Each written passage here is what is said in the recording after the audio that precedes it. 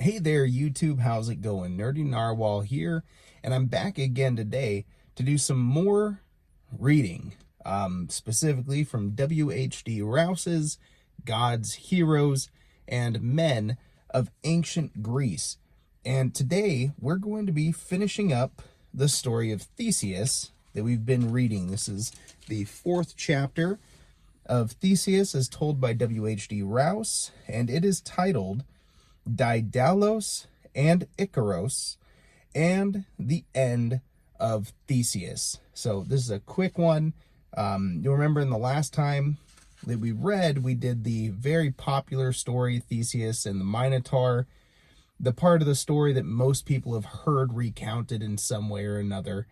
And today, we're going to be finishing everything up. So the last time Theseus's father died, because Theseus, when he traveled back to Athens, forgot to fly the white flag that his father, the king of Athens, had told him to fly. He was exhausted. He put the black flag up.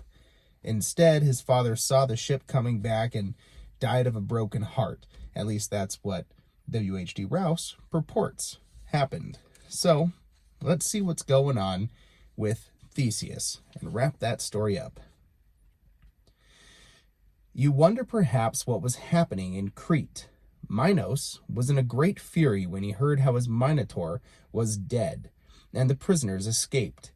He inquired of everybody and found out about a ball of thread and how Daedalus had provided it. So he took Daedalus and his son Icaros and shut them up in the labyrinth, which Daedalus had made. But Daedalus was too clever to be kept in the labyrinth, and yet how was he to get out? The walls were high, and the gates were locked and barred. Nothing but a bird could get out. Very well. He determined to be a bird. He was always inventing things. He had invented the saw, amongst other things. He had noticed someone rubbing a snake's jaw, which is all jagged, against a piece of stick, which he soon rubbed through.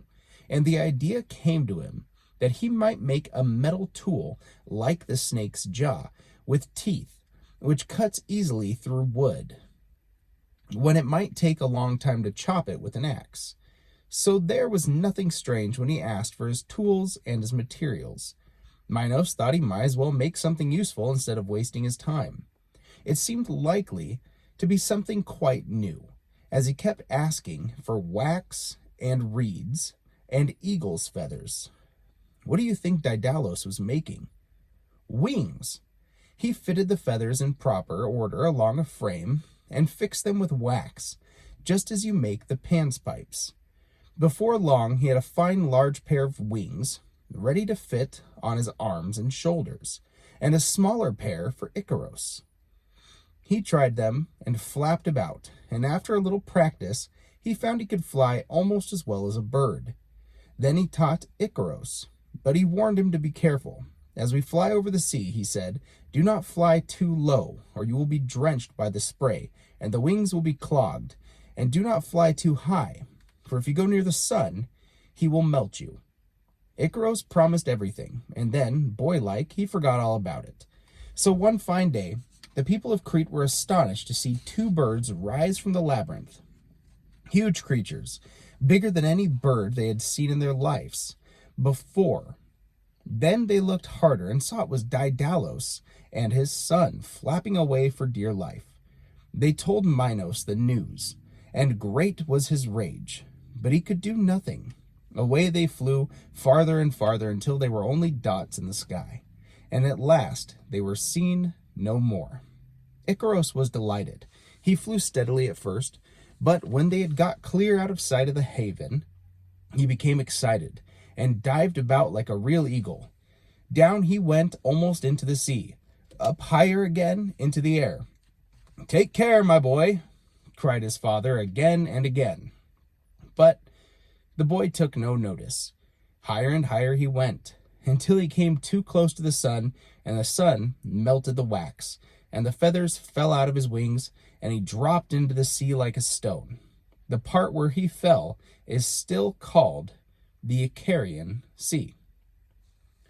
Daedalus himself escaped to Sicily and thought he was safe. Minos sailed everywhere with ships of war to bring him back, if he could find him. But he did not say what he wanted. All he did was, wherever he came, to put a puzzle to those he met. He knew that Daedalus would try his wits on any puzzle he came across, and he did not think anyone else would solve his puzzle. This was the puzzle. He offered a shell, twisted round and round like a turret staircase, and said, "If anyone can pass a thread through this shell, I will give him a large reward." He came at last to the city where Daedalus was, and the king of the place entertained him. In the course of talk, Minos said, "Here is a puzzle, my friend. Can you thread this shell?" The king took it and turned it over and over, and looked wise. At last he said, "Well, if you leave it with me, I think I can manage it." Not that he really thought anything of the kind, but Daedalus was then hiding in his house, and he thought that if Daedalus could solve the puzzle, he might get the credit himself. So Minos left the shell, and the king went straight off to Daedalus with it. Daedalus looked at it a minute. Then he said, "Find me an ant." The ant was found, and Daedalus tied a fine thread round the ant. Then he bored a hole in the top of the shell, and put the ant in at the bottom. The ant tried to escape, and ran straight up the shell, and round the curls of the spiral, and out at the top, pulling the thread behind him. Daedalus cut the thread, saying, "Goodbye, ant, and many thanks," and let the ant go. Then he gave the shell back to the king, with a thread running through it, and the king took it to Minos. Then Minos said, "I know who did that. No one but Daedalus could have done it, and you have got him here. Hand over the man to me, or it shall be worse for you." The king was afraid of Minos, but he promised to hand over Daedalus that night after dinner. But when Minos went to the bath before dinner, he was drowned in the bath. So Daedalus was safe, and I do not think you will feel very sorry for cruel King Minos. There is still something left to tell of Theseus. When he found himself king of Athens after his old father's death, he had a hard fight to establish himself. His 50 cousins thought against him, and he was obliged to defend himself. But in the end, he killed all the 50 and brought his enemies low. He joined Heracles in the war against the Amazons, and defeated the Amazons again in Athens itself. For they had invaded Athens and made their camp on the lower part of the Acropolis hill, a flat rock overlooking the marketplace, which is called Areopagus. In the New Testament, it is called Mars's Hill, and it is the place where St. Paul preached a sermon once in Athens. There Theseus defeated this strange tribe of fighting women. Theseus made a great friend of a man named Perithous. That's a tough one, guys. And when Perithous wanted to carry off Persephone from the lower world, Theseus helped him. You remember Persephone, daughter of Demeter, who was carried off by King Hades and made queen of the dark world below. Perithous thought he would do her a good turn if he carried her off himself and made her his wife. But it was a great mistake for a mortal man to dare such a thing, and Perithous paid dearly for it, as you will hear.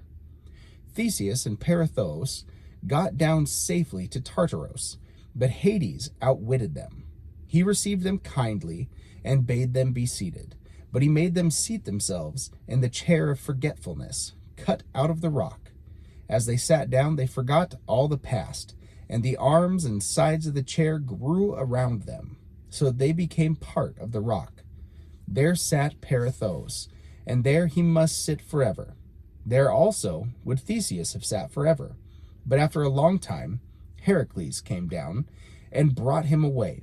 But Theseus left a bit of his leg sticking to the rock. And they say all the Athenians who were born afterwards had the same bit of their legs wanting.